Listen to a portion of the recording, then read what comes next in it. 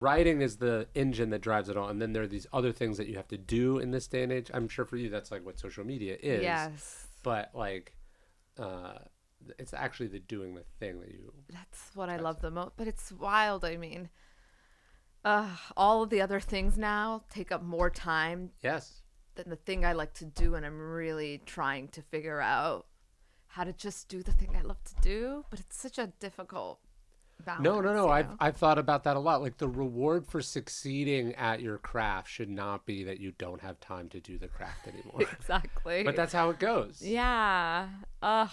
And I wonder if there's like a way. I mean, there is. You just have to like, I don't know, spend less time doing other things, less panels, less paid gigs, I guess. There's a Frank Ocean line where he says you just have to be comfortable making less money. Yes. But that's very hard. Yes, exactly. Because it's like the opportunity costs of not doing the craft are not visible. Yeah. Right. So the day, like, you don't see the poem that you didn't write. You don't see the pages that you didn't do, or just like you don't see the reading that you didn't do. But there's a number attached to the gig that you turn down, or the appearance that you don't do, or the whatever. Right. Yeah. So it requires, this is obviously first world discipline, but it requires a lot of discipline to be like, no, I'm going to turn down X amount of money and I'm going to stay home and do what looks like nothing to most people. I love that that line that you said about you don't see the poem you didn't write. Yeah. Yeah.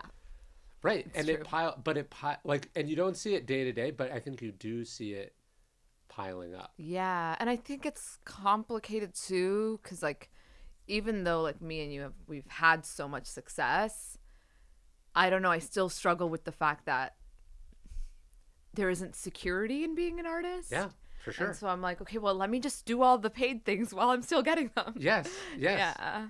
And maybe that's like a fear mindset that like, you know. No, there's like a scarcity. You know, at some point they're not going to be offering it to you, and you would kill to do it for half that amount, or a quarter of that amount, or for free. Yes, you know? Exactly. But there's also, I don't know, it's not, like, your book's 10 years old now. Like, you've been telling yourself that for 10 years. Yeah. And it's like, I've been telling myself that for 10 years. And clearly the solution I've been applying for 10 years isn't working or leading me to be happier. And at this 10-year mark, I'm really like, okay, the solution I'm applying needs to change now for the outcome to be different. Yes. So what am I going to do at the end of this tour that is different? And I think I know what I'm going to do. Ooh. What is it? But it's scary. Like, I mean, I've been talking about taking a real break for how many years now? I feel like for 5 years now. Mm-hmm. That means stepping away from social media. It means not feeding that engine. It means not rushing to write the next thing. It means really just, I have not prioritized my personal life at all, really. And relationships suffer because of it. Friendships suffer. And so I think it's like time for me to live, and that's scary. I love my work. I'm such an ambitious person, but clearly work success doesn't feed that human need to feel love and connected. Well, I'm always interested in the distinction between confidence and ego. And so there's obviously ego in like the audience will still be here when I come back, right? There's like, I don't know, will they? No, but like there's an ego in just saying like, oh, of course everyone will wait on me. Yeah. I'll put the thing out when I'm done. Like there's an ego version, and then there's a confidence version where you're like, it would be okay if I took a year off. Yeah. Some audience will still be there when I come back. I believe in my ability to earn an audience back, to get the momentum back, you know? Yes. And then there's also the insecurity of, if I stop, it will never come back together. Yes. Or whatever, you know? Yeah. And that's so hard.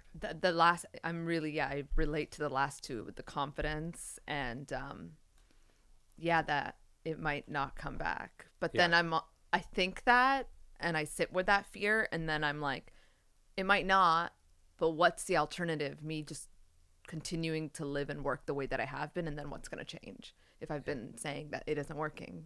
Well, and then do you have the success, or does the success have you? If you yeah. can't stop, then have you actually like earn, like, do you own anything, or does the thing own you? Like, Yeah.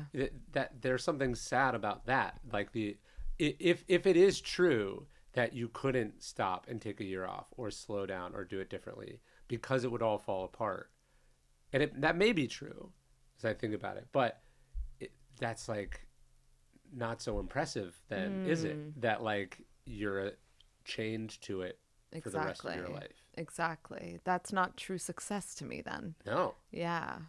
It's like a form of slavery. Exactly. You're like locked in the golden cage and Yeah. like running on that hamster wheel. It's not always fun.